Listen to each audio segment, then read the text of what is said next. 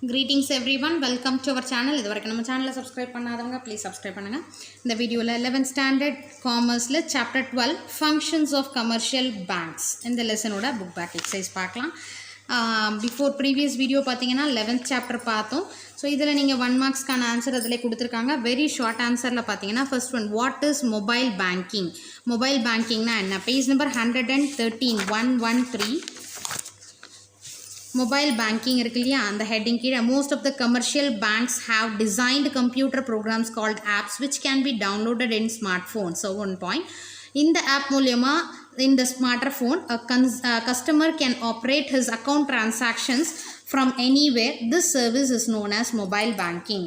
சரிங்களா? So mobile பேங்கிங்கிறது ஃபோன்லேயே through மொபைலில் வந்து நம்ம வந்து ட்ரான்சாக்ஷன்லாம் பண்ணுறோம் இல்லைங்களா, அதுதான் மொபைல் பேங்கிங். 2 மார்க்கில் ஃபர்ஸ்ட் கொஷின், அதாவது ரோமன் நம்பர் 2ல் first one. Second, write a short note on debit card. Debit card பற்றி எழுத சொல்லியிருக்காங்க. பேஜ் நம்பர் 114 114 டெபிட் கார்டுன்னு ஹெட்டிங் இருக்கு இல்லையா.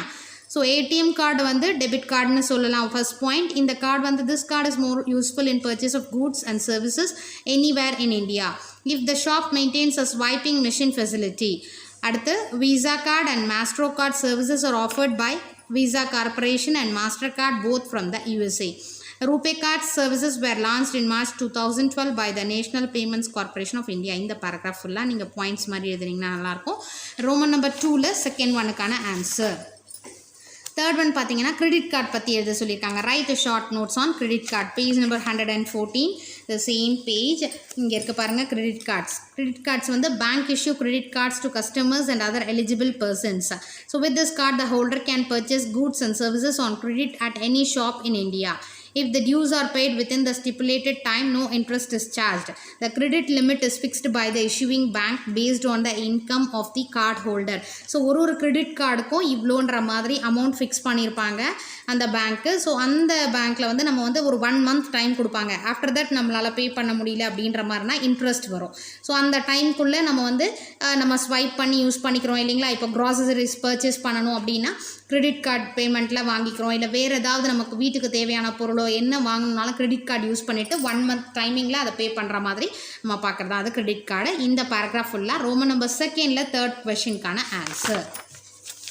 Fourth one, what do you mean by ATM? ஏடிஎம்னா என்ன? Page number 113 automated teller machine ATM இருக்கு இல்லையா. A customer can withdraw money anytime, anywhere in India from the ATM machine using the ATM card given by his or her bank. The machine also shows the balance available in the customer's account, provides statement, print of the few past transaction, etc. இது வரைக்கும் roman number 2ல் fourth கொஷினுக்கான ஆன்சரை கஸ்டமர்லேருந்து start பண்ணி etcetera வரைக்கும். Then Roman number 3 short answer questions. What is e-banking? E-banking na enna? Page number 112 electronic banking.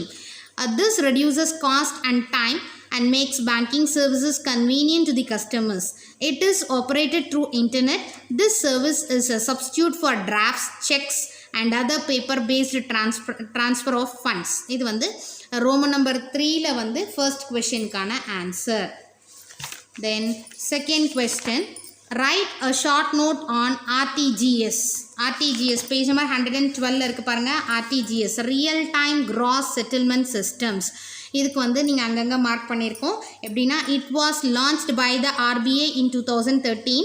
The transactions are settled on real time basis. Okay, first point. Second point. Third point பார்த்தீங்கன்னா, gross settlement means the transaction is settled between one bank and another bank without adding any other transaction. Fourth point, RTGS facility is available between 9 AM to 4:30 PM on weekdays and up to 2 PM on Saturdays. இது fifth point. சரிங்களா? 1.2 அடுத்த third point, இது fourth point. Fifth point இங்கே இருக்குது, sorry. RTGS transfers are not allowed on Sundays and bank holidays.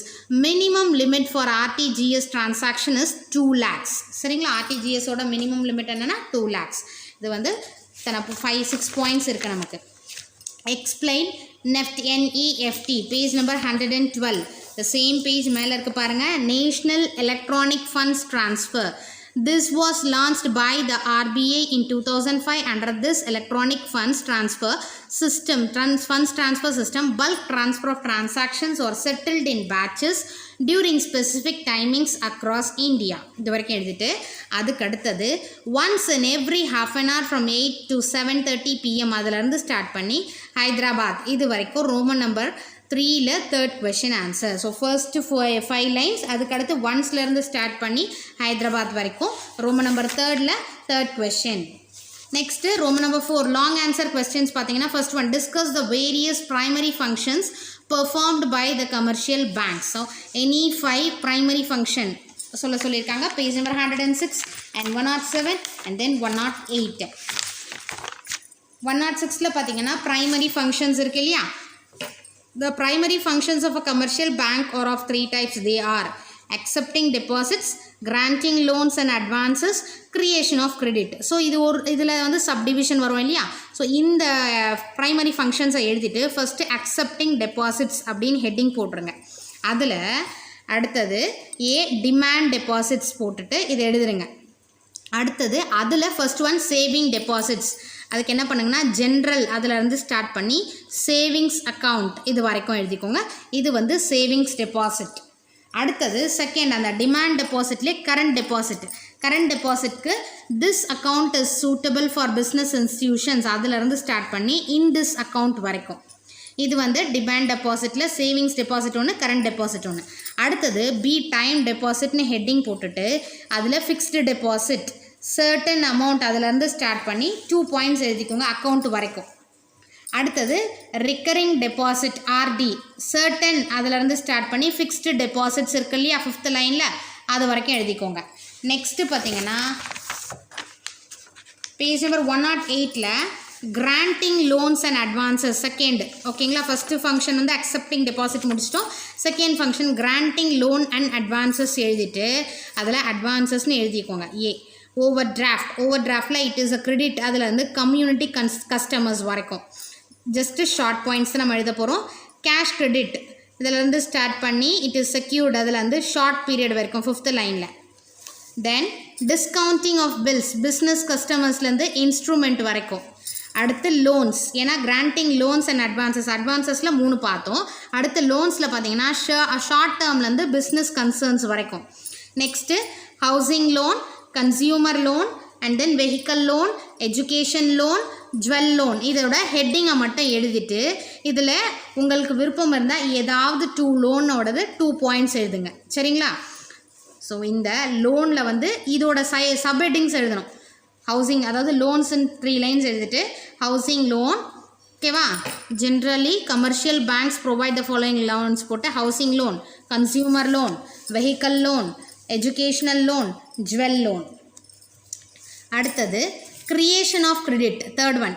அதில் credit money இருக்கு இல்லையா அதிலேருந்து ஸ்டார்ட் பண்ணி சேனலைஸ்டுன்னு இருக்கு இல்லையா அது வரைக்கும் கம்ப்ளீட் பண்ணிக்கோங்க. கிரியேஷன் ஆஃப் கிரெடிட்க்கு கிரெடிட் மணி அதிலேருந்து ஸ்டார்ட் பண்ணிவிட்டு 5th லைனில் ஸ்டார்ட் பண்ணிவிட்டு சேனலைஸ்டு அது வரைக்கும் ஸ்டாப் பண்ணிக்கோங்க. இது வந்து டீட்டெயிலில் ஃபர்ஸ்ட் ஒனுக்கான ஆன்சர். ஐ திங்க் நம்ம வந்து ஃபஸ்ட்டு ப்ரைமரி ஃபங்க்ஷன் எழுதிட்டு இதை 3 எழுதிடுங்க. அதில் அக்செப்டிங் டெபாசிட் ஹெட்டிங் போட்டுட்டு டிமாண்ட் டெபாசிட் அதில் அதை எழுதிட்டு 3 லைன்ஸ் எழுதிடுங்க. சேவிங்ஸ் டெபாசிட்டில் சேவிங்ஸ் அக்கௌண்ட் வரைக்கும் த சேம் திங், கரண்ட் டெபாசிட்டில் அக்கௌண்ட் வரைக்கும். நெக்ஸ்ட்டு டைம் டெபாசிட் போட்டு ஃபிக்ஸ்டு டெபாசிட் பற்றி எழுதுகிறோம். அடுத்து ரெக்கரிங் டெபாசிட் பற்றி எழுதுகிறோம்.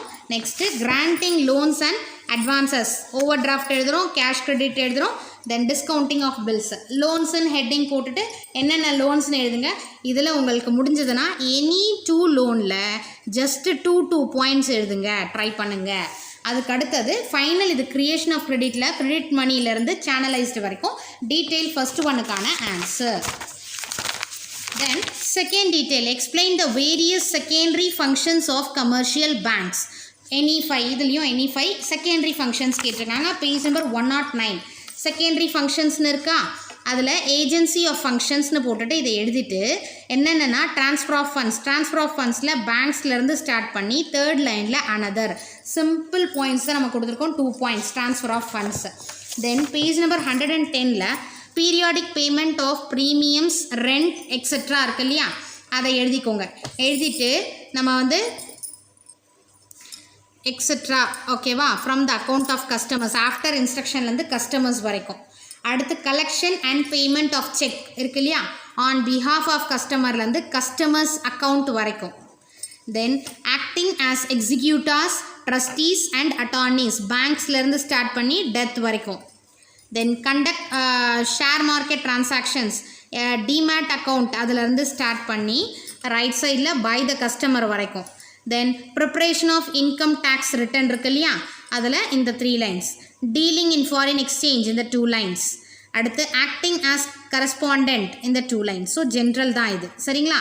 அதுக்கு அடுத்தது நம்ம ஜென்ரல் யூட்டிலிட்டி ஃபங்க்ஷன்ஸ் அப்படின்னு போட்டுட்டு இதோட ஹெட்டிங் எல்லாம் எழுதிக்கோங்க. இதில் ஏதாவது எனி 3 நீங்கள் ஈஸியாக இருக்கிறது, அதாவது இந்த ஹெட்டிங் எல்லாம் எழுதிக்கோங்க. Issue of demand drafts and bankers cheques, accepting bills of exchange on behalf of customers, அடுத்தது safety lockers, letters of credit, travellers cheques, gift cheques, reference services, இது வரைக்கும் எழுதிட்டு நீங்கள் வந்து ஏதாச்சும் எனி 2 or 3 வந்து ஒரு 2 lines எழுதுங்க இதில், ஓகேவா. உங்களுக்கு எது ஈஸியாக இருக்கும், ஜென்ரல் யூட்டிலிட்டி ஃபங்க்ஷனில் ஜஸ்ட் 2 points எழுதுங்க. இதுதான் செகண்ட் டீட்டெயிலுக்கான ஆன்சர். ஸோ இந்த லெசனோட book back exercise over. Thank you for your support. Thanks for வாட்சிங்.